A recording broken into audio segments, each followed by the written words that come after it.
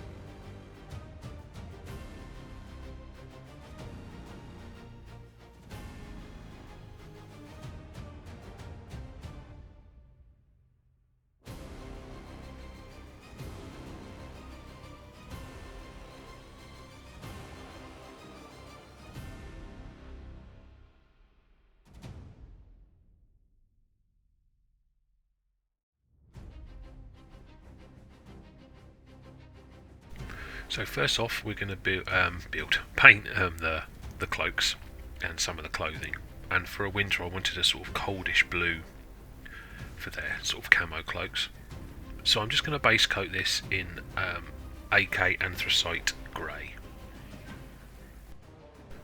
This colour offers up a nice base for a lighter finish over the top. If we were painting straight over the black, it wouldn't take as well. You need a couple of coats, but the way I do it, you only need to sort of do one coat of this anthracite and then another coat of the lighter colour, and you get really good coverage. So yeah, just work around. It's the cloak, the front of their uniforms as well. It's basically what the box art was showing as sort of green, I'm doing as the blue colours.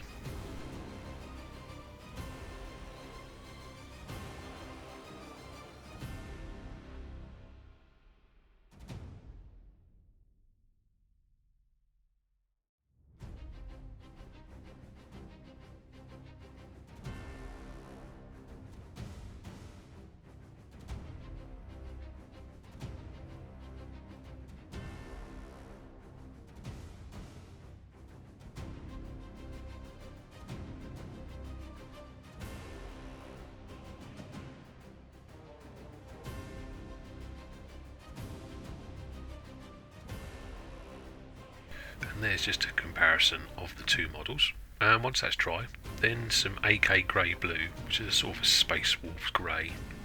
It's a huge tonal jump now from this dark to light, but that's okay. I'm actually covering probably 100% of this area. This is a sort of top layer, and we sort of undercoated in that anthracite to get a nice bright top coat. We will be shading it down in a minute, but this is really covering the entire area. I don't cover it in just smooth brush strokes. I had some texture onto this, scratching the paint on in some places, and just only in the very, very deepest shadows leaving that anthracite.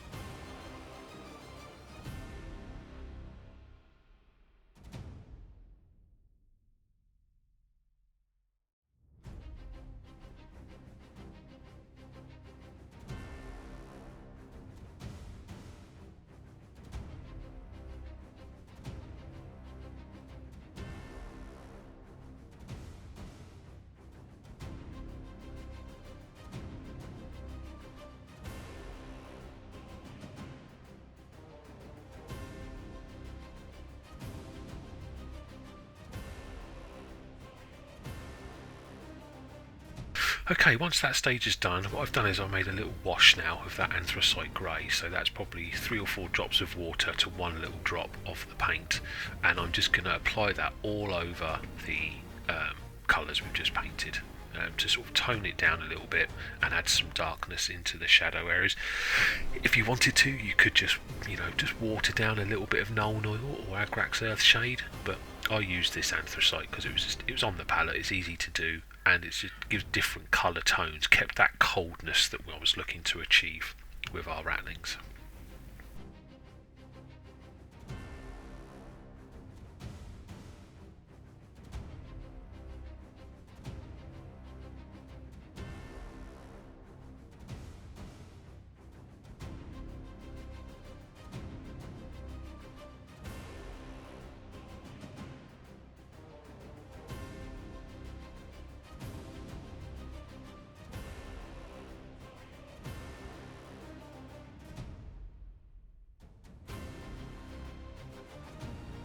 And there's the two models as a comparison there. Once that dried, it only takes a few minutes to dry. We then go to some AK Blue Grey, which is a sort of Fenrisian grey, if you're looking at the Citadel range. This is where we're going to apply our edge highlights, our scratch highlights, highlighting in the raised areas around the hood and the helmet. So this is our final highlight colour. The highlights here, as you can see, I'm not just doing basic straight lines. I am following the shapes, but I'm dotting the paint on, scratching the paint on. So it's a bit haphazard, adding some texture to those highlights. So where there's a sort of raised area, just add some texture around it with some little scratch lines and some marks. It just helps add a little bit of life to the model, especially on material. Just to sort of blends it in a little bit, makes it look a little bit more real, a little bit more wear and tear. But this is the final stage of the cloak, so just work yourself around. As always, just follow along as I'm doing. I'm focusing on the guy with the sausage, but I do show both models a little as we go through, just to show what highlights I've done on each one.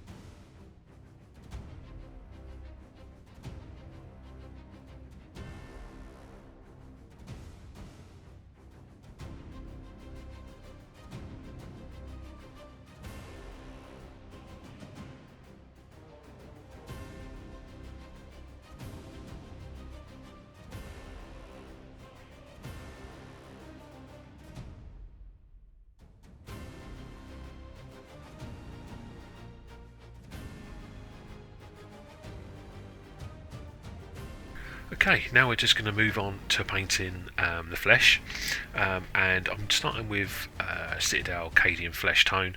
Any basic skin tone will do, but I find Cadian Fleshtone's a really nice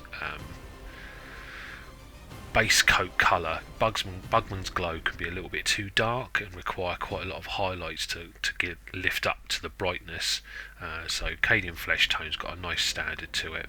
We'll need a couple of coats. I think I gave it 3 coats, so take your time. There is some sort of hard to reach areas, but yeah, I'm using a size 0 brush from the Raphael 8404 series, so you could use a 00, any of the artificial range, but obviously sometimes don't go too small with your brush. Just because it's small doesn't mean it's got a finer point. Sometimes the bigger brushes, especially these Raphaels, a size 0 or a size 1, you can really get that point nice and sharp on the tip of your brush, which is vital when trying to do those small details.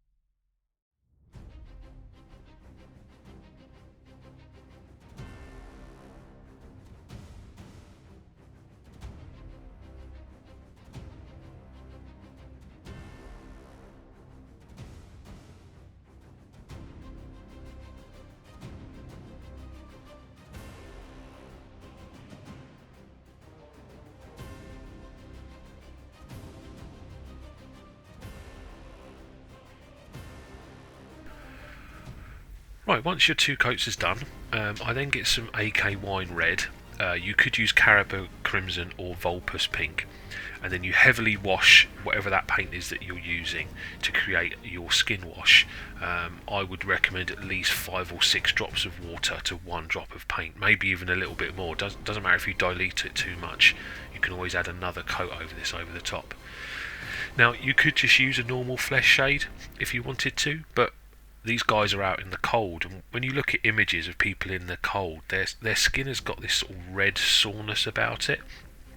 So I find that this wine red or Vulpus Pink or Caribou Crimson gives that same effect. So it's a great colour for skin tones. You can do Reikland Fleshshade and then a wash of this red colour as well, but you'll find it really does darken down the model quite excessively, whereas just the wine red over the top gives a really nice natural flesh shade to it, and gives us that little sort of slightly cold rawness that I was trying to go for these rattling guys out in the winter. So yeah, just wash over all of the flesh in your Fleshshade.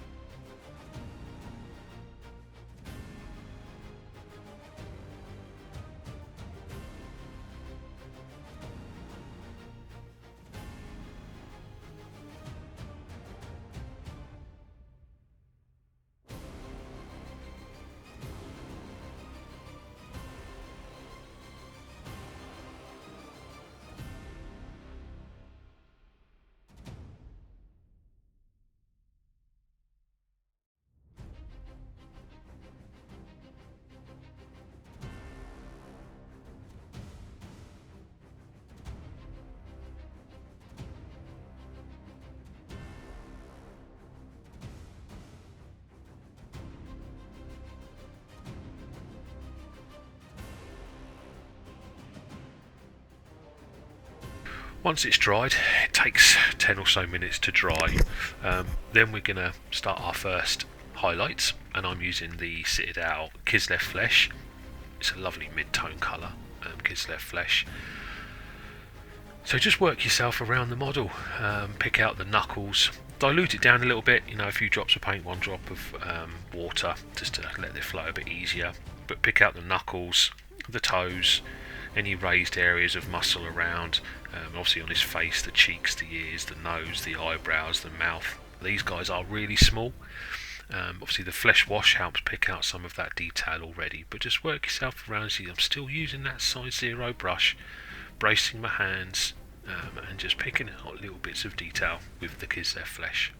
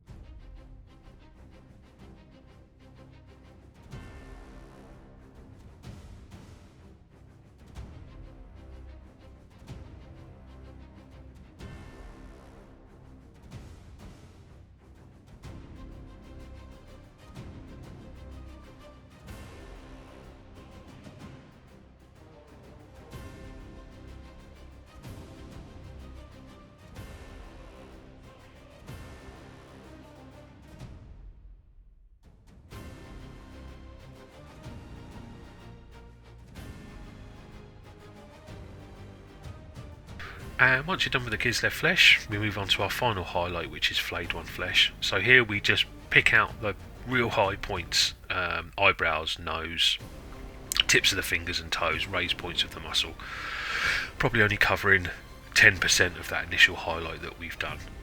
At this point, I do it a little bit later on, I sort of forget, but at this point you can actually pick out the toenails and fingernails. I just pick them out of a little bit of pure white, but you could use an off yellow, any sort of colour. They stand out quite a lot on the models, so just pick those out. I choose white because they're in a sort of cold area, and I imagine their toesies are a bit chilly, so the nails I just pull out into the white colour, and then that's the skin tones done.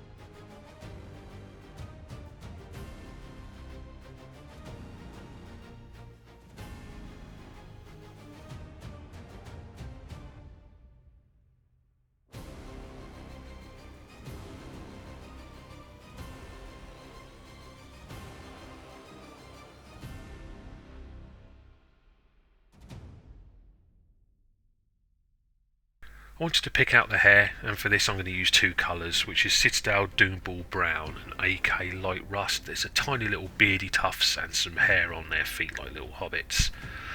So I just base coat these in the Doombull Brown, lifting it up over into the ears just a little bit. I pick out their eyebrows as well, but that's quite optional. And then just there's a little bit of the hair on the tufts on their feet, and pick that out in the Doombull Brown. And then I just do simple edge highlighting with the light rust colour, which is a sort of Troll Slayer orange, just a light brown, slightly orangey colour for your highlight.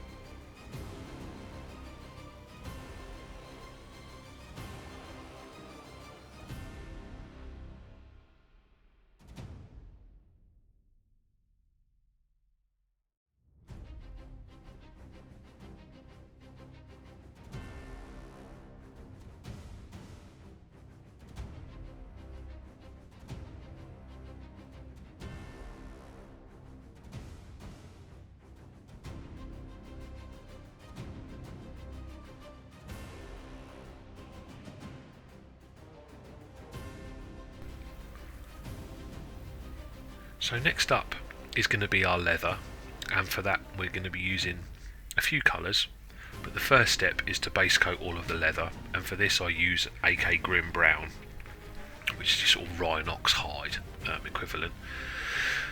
I decided to do the trousers in leather. You could just go black or a green colour, but I like picking them out into a sort of leather. So there's the sort of sausage satchel, the trousers, a couple of belts. Not too much. There's gun pouches and these little dagger pouch as well. Just base coat all those in your dark brown. So for this we're using Grim Brown, but you could use Rhinox hide as well.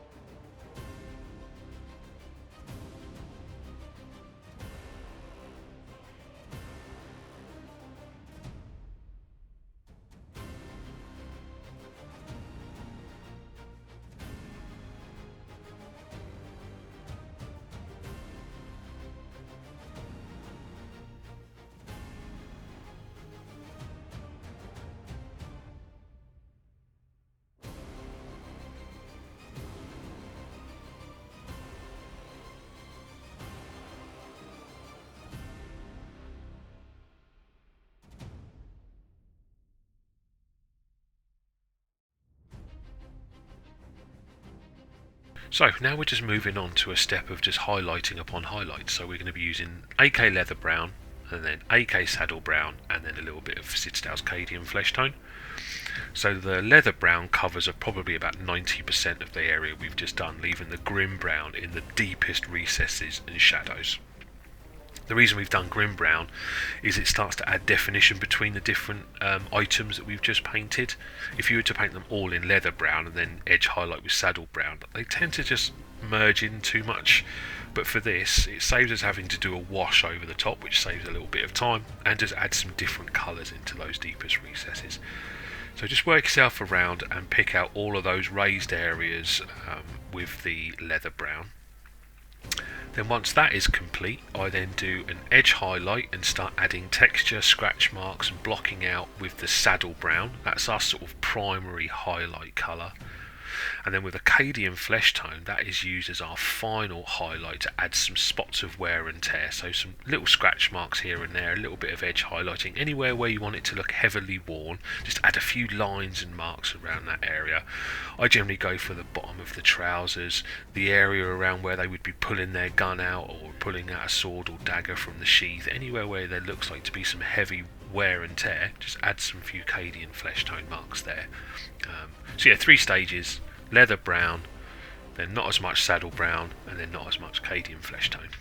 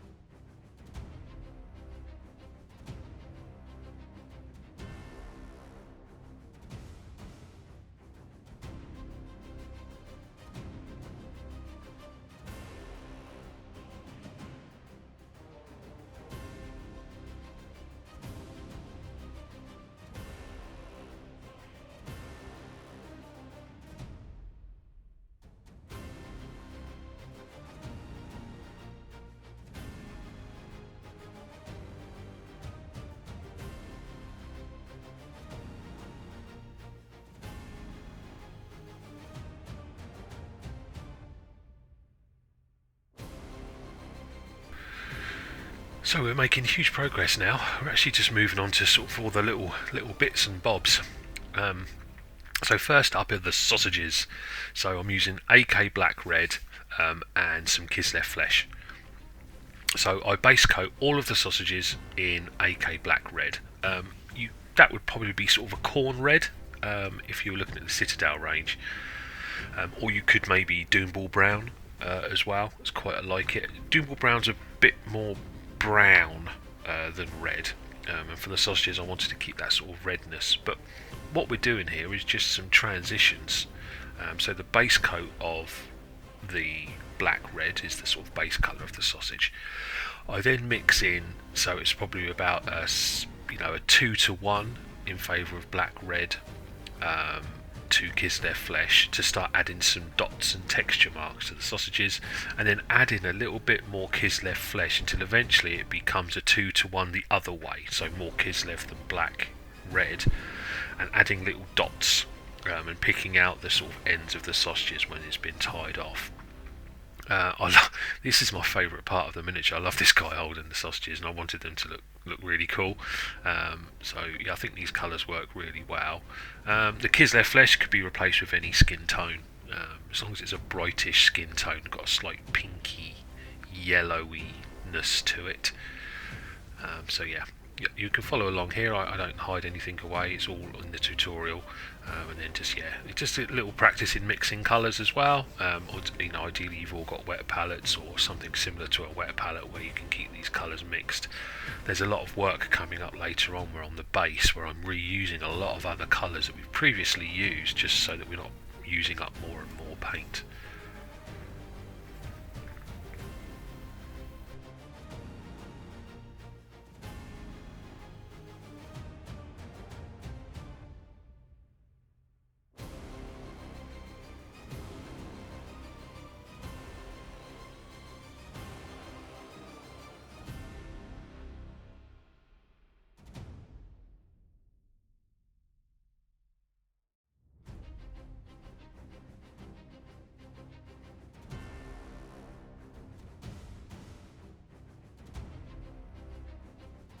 There you can see that sort of mid-tone that I've created there between the black red and the Kislev flesh. We get a nice rose sort of colour there, dark rose. And you can see I'm adding little dots and scratches. I'm not painting straight lines or just doing your basic highlight. I'm adding little scratches and dots, like the fat or other different types of meat that's in those sausages has all got different colorations.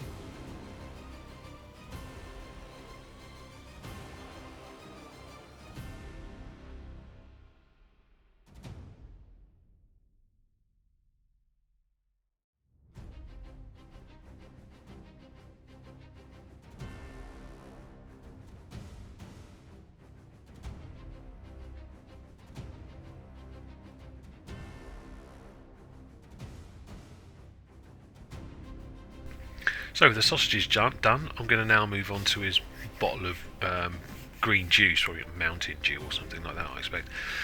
So we're just using a few colours. So I'm using AK black green, AK deep green, and then a little bit of white, and then AK fluorescent green. So that's sort of like a Caliban green, a warpstone green, a moot green, and then obviously the fluorescent paints would be the same.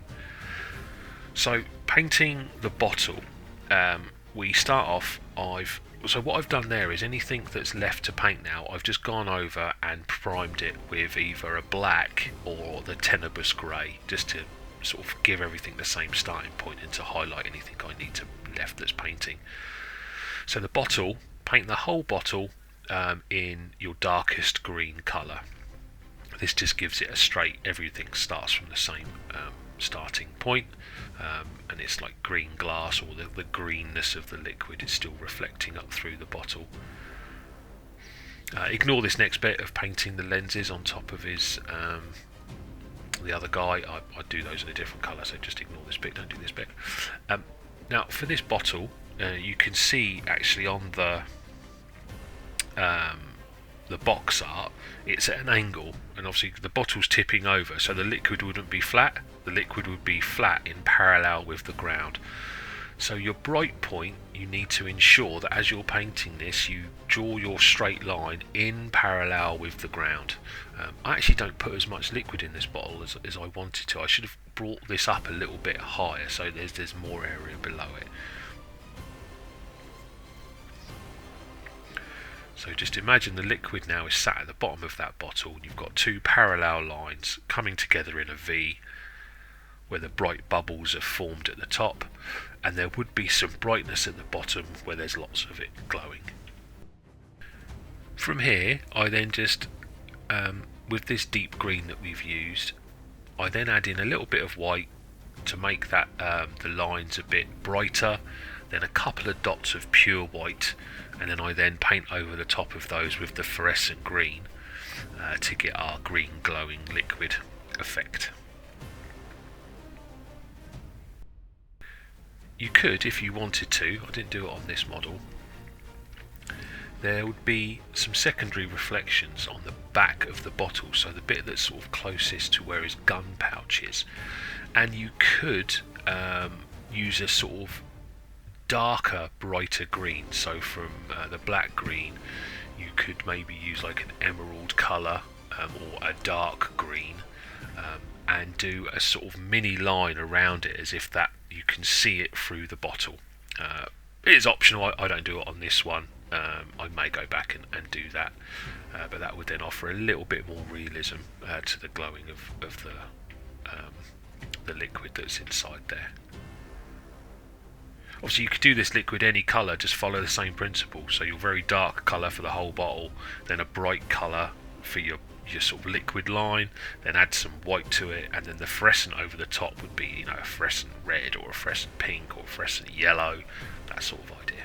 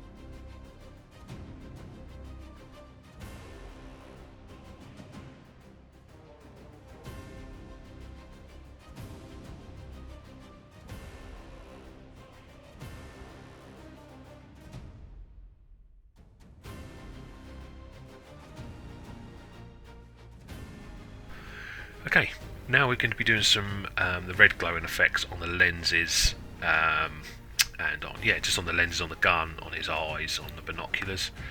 We're using a few colours, so we're using the wine red, and then blood red, a bit of white, and then fluorescent red. So the fluorescent red is from Green Stuff World, the rest of the colours are from AK. The AK Blood Red, you could use Evil Sun Scarlet for that. They're pretty much exactly the same tones. They're really good. So for the lenses, you'll notice the lenses on them is sort of the guy with a sniper rifle. The one on the gun, you paint the entire lens and the surrounding area. The lenses for his eyes, you again paint the entire area plus the surrounding area, and the binoculars just paint the tops and the bottoms. With the blood red, or your brighter red, with like Evil Sun Scarlet, just paint the actual lens itself with that. So you have a surrounding area of wine red and then a smaller area of blood red. Then do a couple of little dots of white in the central points of the lenses. On the gun, I do like a top bit and then a crescent below it. And then once that's dry, just go over the top of all of it with the fluorescent red colour, and then you get a nice, pretty simple to do glowing red effect.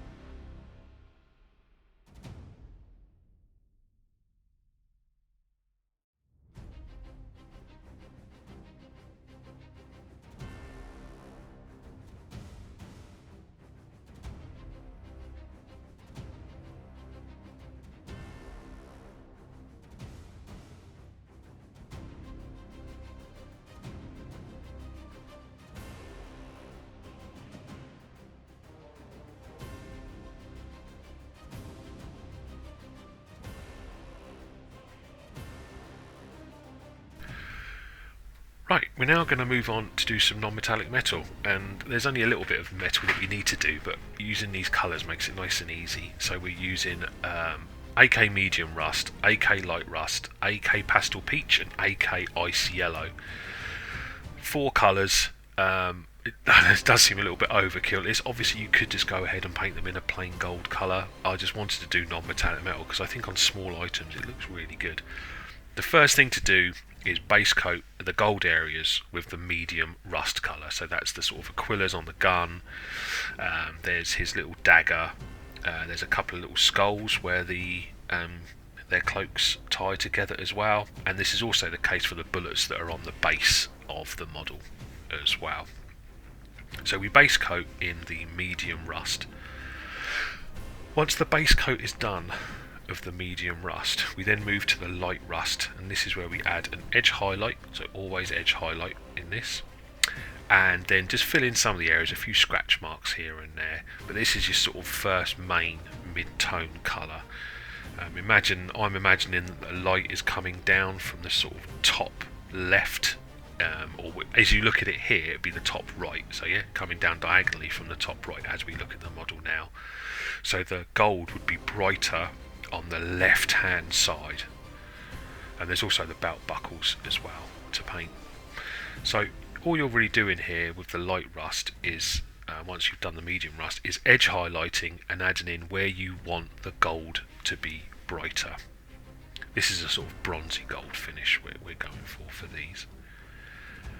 Then it's the same principles with the pastel peach, and a smaller edge highlight focusing on those areas that you want to be brightest, and then little lines of where you want to be the bright point of the gold itself. And then the ice yellow is your final spot highlight of those very bright points. So a little edge highlight on those very bright points, and then a little couple of spots on where you want it. You can follow along here with both models of where I've added the highlights. There's loads of images at the end, but this is a sort of bronzy gold sort of finish, and I find for non-metallic metal, if you just go ahead and paint, just a big model like a Custode or a Stormcast Eternal, they can be really complicated to do. There's lots of shapes, lots of fretting, but if you start off small with your non-metallic metal, you can just start doing it how you would like it to look, following the sort of core principles of the contrast. You must have darks and you must have lights with your gold, and to try and keep them quite close together. Huge contrast shifts is what sells the golden effect, or the metallic effect. As I said, you could just use your normal gold colours, like your Balthasar golds or your Retributor armour, that kind of stuff, but on these smaller models, I wanted to do it just to add a little bit more character to them. And the bullet casings a bit later on we do in exactly the same way.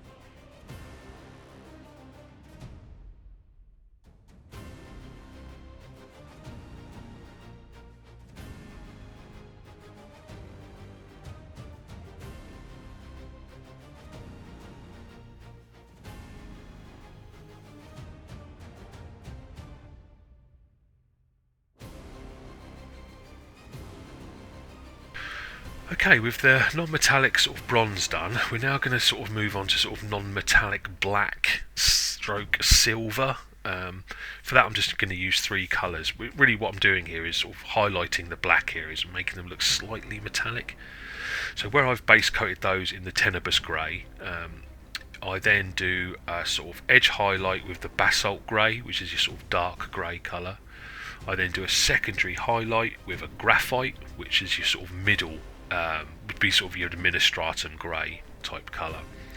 And then the final highlight I use AK Silver Grey, which is sort of an Orthan Grey. Just do a final edge highlight, like a spot highlight, and add a few scratch marks.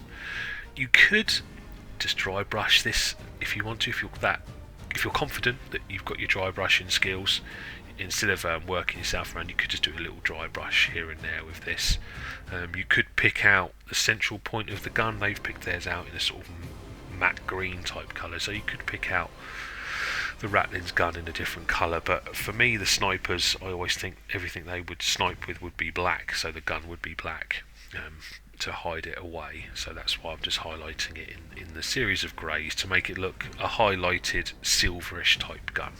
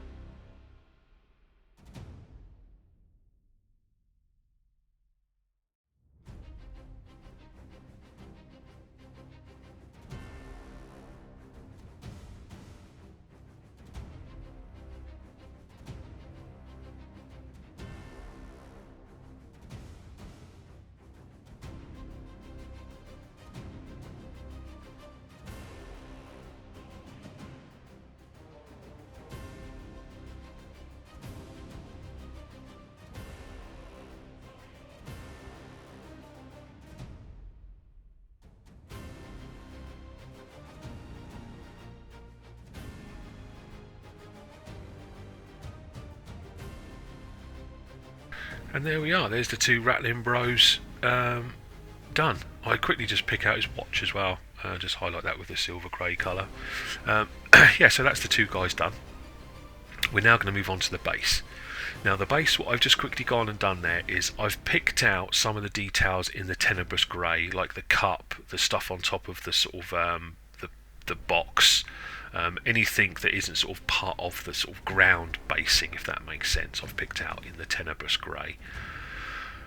I then base coated all of the sandbags in AK leather brown, and over the top I'm just going to apply a wash, a slightly watered down wash of the Oil Stains Effect paint from the War Paints Fanatic range. Now you could just use Anthracite or Nuln Oil.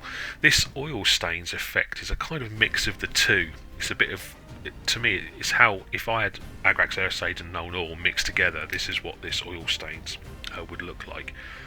I water it down and actually end up applying another layer over the top a little bit later on, but for now just a layer of your shade over the top of your base coated sandbags, and then just obviously leave it a little bit of time to dry. In this part of the tutorial there's going to be lots of colours flying around. All these colours are optional. You could use your own colours to match sort of how you've done your basing on your other guys, but I'm just following along, you know, telling you how I've done it to give you some ideas of the sort of processes you can go for. As I'm waiting for that to dry, I then decide I want to paint the wooden box and a little bit of the shovel handle.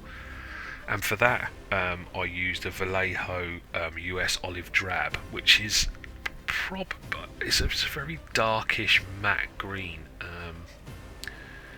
I think like the Deathcore green, probably, or Deathworld Forest from Citadel would be this. But I just add this over the top of the to the Tenebrous Grey. One coat of this, it gives a nice scratchy, dirty feel to the box, and I also paint the shovel handle in this colour. As you can see, I don't tend to do too many washes. I find that painting it in this way, you steer clear of washing and actually use the different colours to apply their own textures and shading themselves.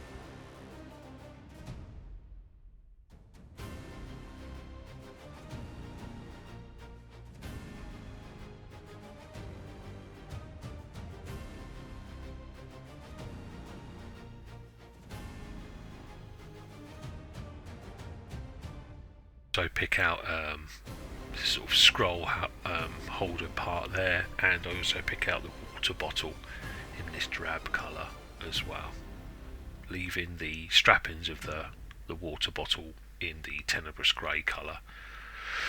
There'll be a lot of basing going on, like using the snowy basing materials and washes on the actual, to get some dirt onto them, so you don't have to worry too much about some of that detail.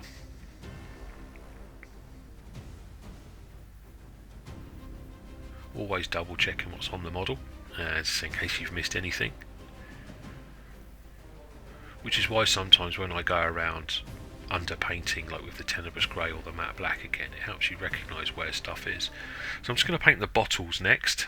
And I've recently got the sort of triad paint sets from Army Painters, the war paint ones, and I got the blue.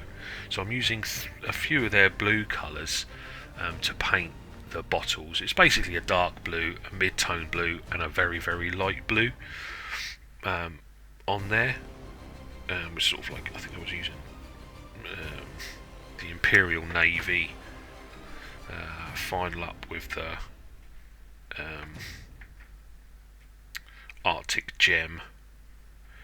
I think it was the royal blue as the sort of mid-tone, and this is for painting the bottle. So base coat them in your dark blue, then add your first highlight with your mid-tone blue, and then add a few little edge highlights, picking out the sort of top of the bottles and the top of the rim in your bright blue colour.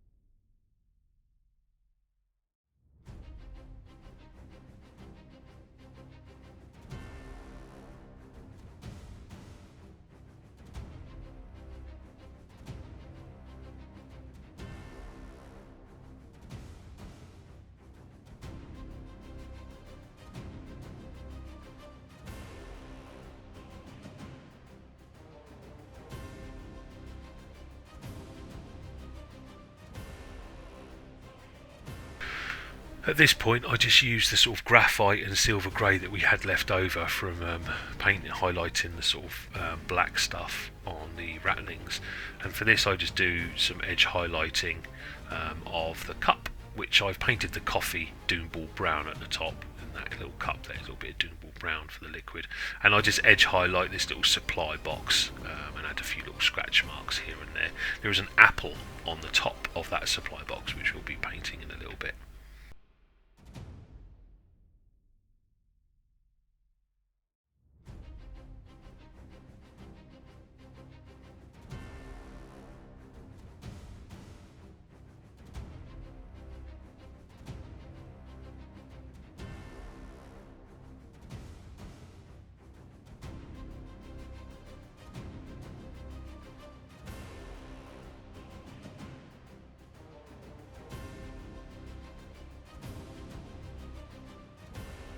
So pick out in the supply box here some little hand grenades, food and drink. What a supply box! So yeah, there's a few little hand grenades in there as well.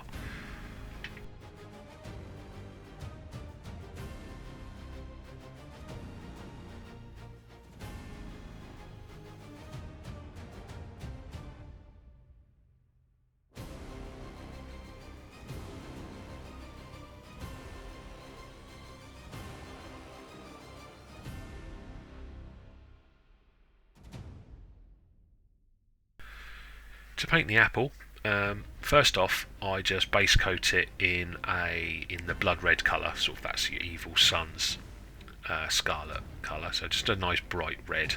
So just base coat it in that. I then use the ice yellow that's still on the wet palette, mix in a little bit of that, and just do some dot highlights on the top sort of rim of the apple as it's curving over down towards where the stalk is at the top. Just do some little spot highlights on that, very very small, very very subtle, but it makes the apple look very appley when you do that. Just gives it a little shine at the top.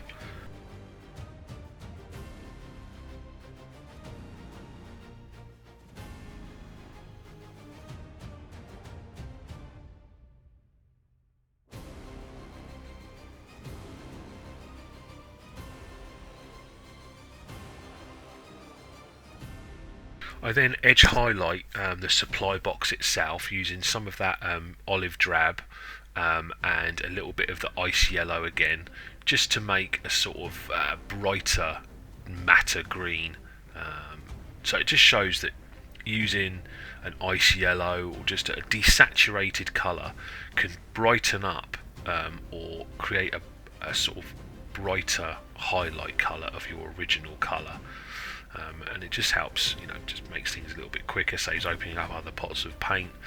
You can quickly create highlight colours from the colours you have on your wet palette, and then everything starts to blend together using the same highlight colours.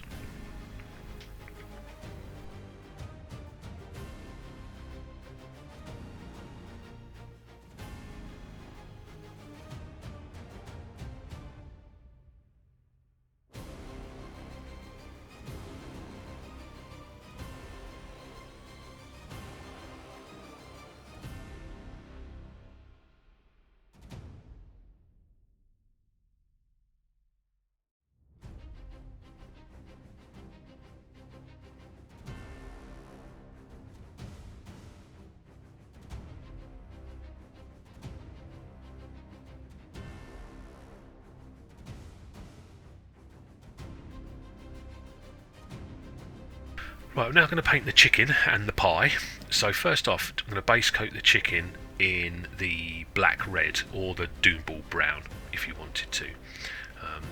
The paint is quite wet, so it stays wet for quite a while. And then what I'm going to be doing is using the light earth, so AK light earth colour, which is sort of like a Wraith Bony Xandri dust type colour, is just adding sort of scratchy, spotty, wet highlights over the chicken to make it look like cooked chicken skin. And you just sort of create mixes between your black red and your light earth sort of colour, just to get brighter and brighter and brighter as you sort of go, adding a little bit of water just to make the sort of it sell a bit better. So I've gone in quite heavy there, as you can see, but it's all sort of roughly blending together, giving a sort of textured, cooked sort of look and feel to it. Might take a little bit of practice. You could, if you wanted to, just go over it with a bright colour and then wash it in a sort of Agrax Earthshade. Give a couple of washes in an Agrax Earthshade or a Reikland Fleshshade, which I do a little bit later. But if you're using the mixes of the colours, just keep working at it, getting brighter and brighter. Don't go to white, just keep to that tan colour, just adding more and more on, just to give some weird textured sort of look to it with your sort of dotty, scratchy highlights. The pie itself, I just base coat that in the light earth colour, so a nice tan colour on the pie.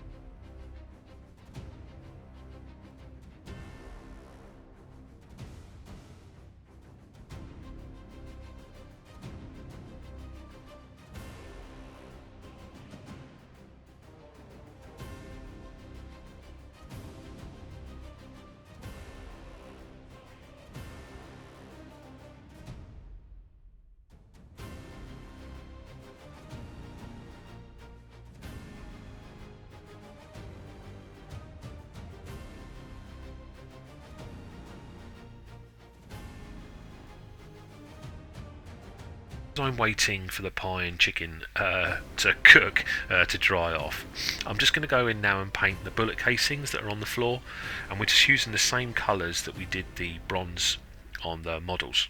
So they were base coated in that Tenebrous Grey. I now am going in with the medium rust colour, but I then jump a stage and do a highlight with the pastel peach, and then a final little dot highlight of ice yellow. So I sort of skip the lower mid-tone colour, so I'll go from the medium rust to pastel peach to the ice yellow. Just skip a stage, and just yeah, you get it. It's amazing how they look. They do really look like the gold bullet casings without having to paint gold, and it's in a non-metallic metal finish.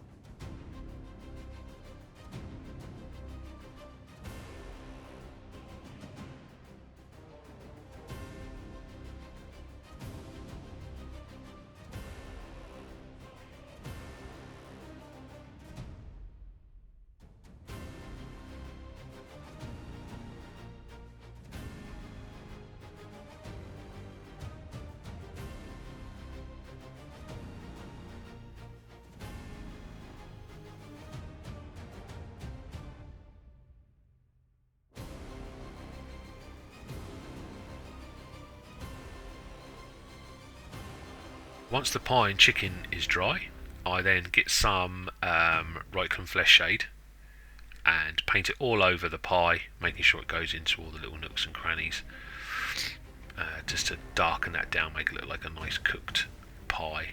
And I also wash it all over the chicken as well, just to help blend it into the shadows and give just an extra layer of colour and an extra layer of texture. I don't highlight them anymore. That's the chicken and the pie done.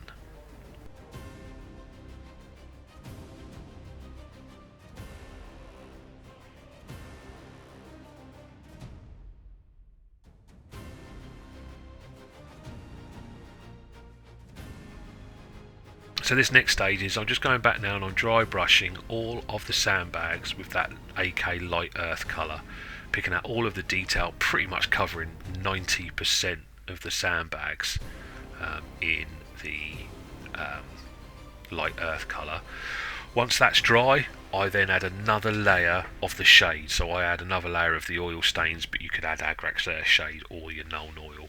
Any of your dark washes, just add over the top, and then that gives them a nice dirty dark sandbaggy look. The oil stains as well adds a slight shine. It's not a matte wash, and I wanted to shine as I wanted the sandbags to look just a little bit wet, as we are in a winter scene.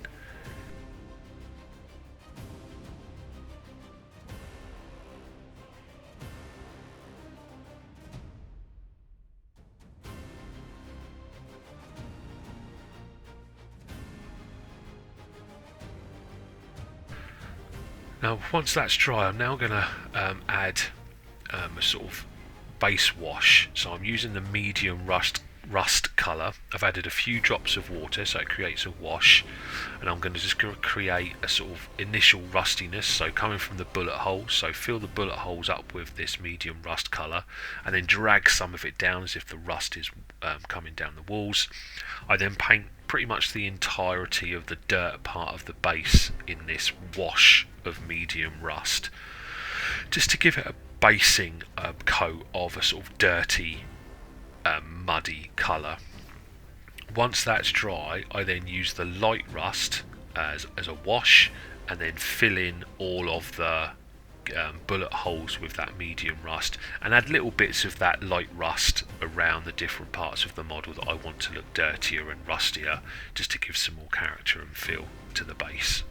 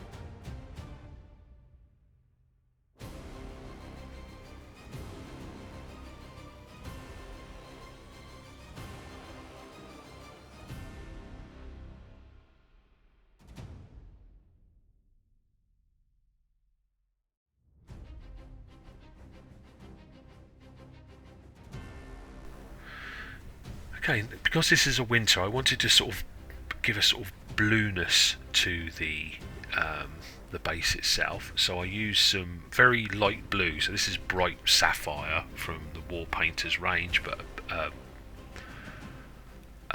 Behemoth blue. It begins with B. The very bright blue from Citadel will do for this. It's a very, very bright blue. And just paint this over the sort of basing that you've already done.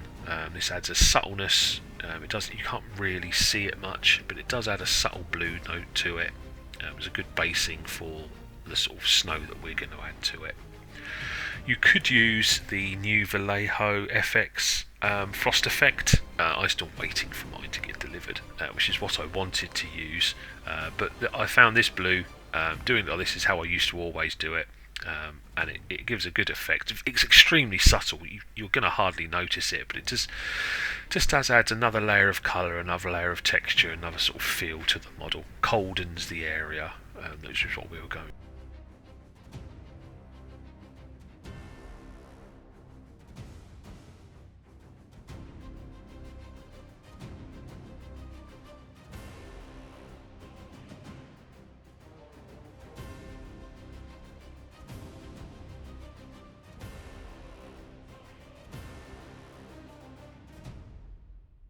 And once that's dry, or very close to being dry, I then use the Valhalla Blizzard texture paint, or Valhallan Blizzard from Citadel. Obviously, you can use the Vallejo snow stuff. There's loads of brands do it now. And I just add snow to the model, trying to keep it relatively realistic. You know, snow builds up in the corners. It has peaks and troughs, so peaked up in certain areas, low in others. Yeah, just add snow wherever you want it. If some of that basing is still a bit wet, it doesn't matter, because actually this mixes in and creates a sort of sludge, and sort of like melting snow sludge. So it's fine doing it like that. Use an old brush and just work yourself around, adding little bits here and there. I add little bits to the models, not too much, and obviously they move around. It's not as if snow always collects. So yeah, add bits and bobs here and there just to add some final flavour and texture to your model.